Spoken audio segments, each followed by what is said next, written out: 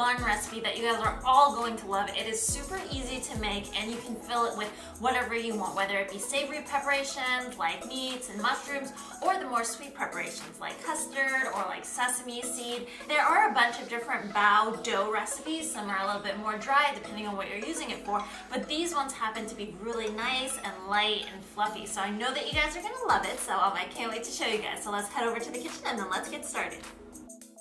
Okay, so this is actually a pretty basic dough. I'm gonna start off with 1 teaspoon of yeast, followed by 1 cup of warm water. Just make sure it's like warm and not, too overly hot so that it doesn't kill the yeast. I'm gonna put in 2 tablespoons of sugar, and then that's just going to mesh in with the yeast, and then leave that for about 5 minutes up until it starts bubbling up, kind of like this. Okay, so onward to the flour portion. I'm putting in 2 1/3 of a cup of flour mixed in with a 1/4 teaspoon of baking powder and a 1/4 teaspoon of baking soda, and that is actually going to just give this dough a nice like fluffy feel to it. I'm going to add in just a small pinch of salt and then mixing it around with my hands, because you do not want like a clump of baking soda or a clump of salt in your mix. Because this isn't really a large amount of flour, I'm going to put in everything all at once, followed by about a teaspoon of coconut oil. So everything is in the pot. I have the dough hook attachment on, and I'm just mixing it on low just until everything is combined. So once it's combined like this, I'm just going to move up the speed to a little bit higher, like maybe a 4, somewhere in the middle. And I'm just gonna let this go for about 3 minutes or so, up until the dough kind of stops sticking to the side.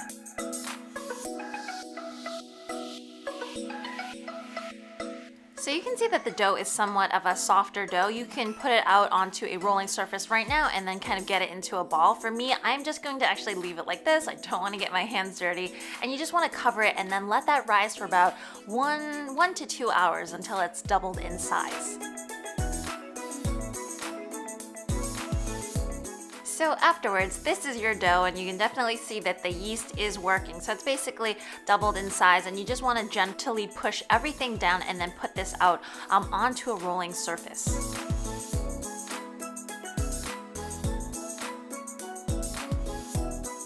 So because this is still a fairly soft dough, you want to make sure to flour the surface well and then probably work the dough for another 2 to 3 minutes. I mean, there's this misconception of like, oh, don't overwork the dough because it'll get, too hard. That's more kind of a rule with pastry. And then in terms of when you're actually making baos and you're making bread, you do want this guy to have a little bit of structure. Otherwise, it'll just be kind of like flat and mushy, and it'll be a little bit strange. But trust me, with this one, it's still going to come out really fluffy and really nice because of the baking powder and then also the coconut oil in this. So I'm basically dividing the rounds into 12 different portions. So cut them in half and then each one into 6. Once you have them cut out, you want to turn each of them into circles. It's just going to be easier for rolling later, depending on, I guess, what you're making. But circles are going to work for us, and basically I'm kind of kneading it. I'm taking the edges and then tucking them under and then kind of rolling them around a little bit just to get that nice circular shape.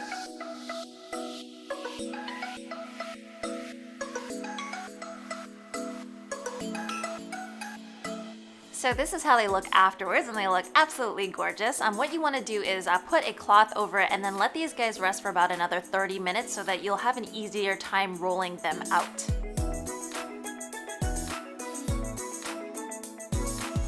So at this point, you can basically do whatever you want with this bao recipe. So if you like just like the plain Mantou buns without anything inside, you can feel free to steam it, put it into the steamer 10 to 12 minutes. If you do want to fill it, whether it be a sweet preparation or a savory preparation, just roll it out, fill it, and then make sure to close the seam. What I wanted to show you guys today is if you guys have ever had those pork belly buns, usually at like a Japanese or an Asian restaurant, I've seen them at the buffets as well. So they have these kind of these flat oval shaped buns on the outside that they're like clams. They clamp around the pork belly in the middle. So that's what I wanted to show you guys. So basically you take the round ball of dough and then you just roll it out into a longer oval shape like so. So I'm just gonna go ahead and then brush off some of the excess flour, and then what I'm gonna do is just grab some just plain vegetable oil, and I'm just going to lightly brush basically this is gonna be the insides of the buns, because what we're gonna do is we're gonna fold them in half and steam them, and then you just don't want them to stick together.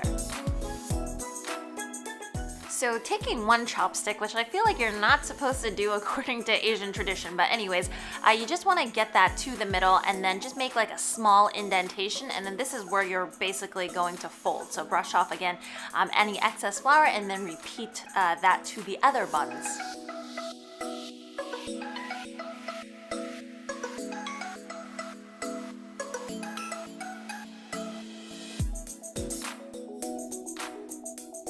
So I have my handy dandy bamboo steamer along with some parchment paper that I've cut into small squares, and I'm just putting each of the baos or the buns inside. This is the same process for if you had the filled buns as well, so you just cut small pieces of parchment and then just put it on there so that they don't stick while they steam.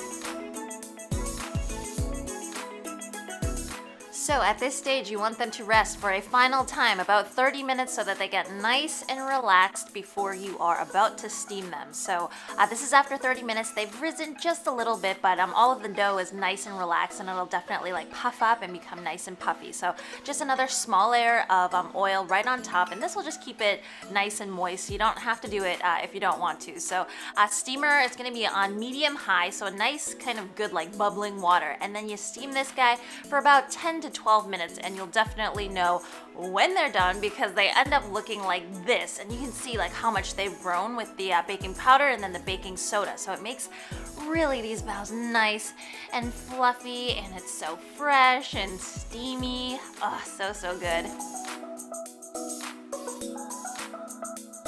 So I just wanted to show you guys how you would be filling these, and then check out how nice and soft they are. Now, if you guys do make a lot of these and you make too much, just cool these guys down and then stick them into the freezer, and then after they're frozen, just wrap them up, and you're going to have baos anytime that you want. Just, put them back into the steamer and then reheat them that way. So I'm just showing you guys different things that are in the works right now. So like, all of these different things that you can also do with the baos.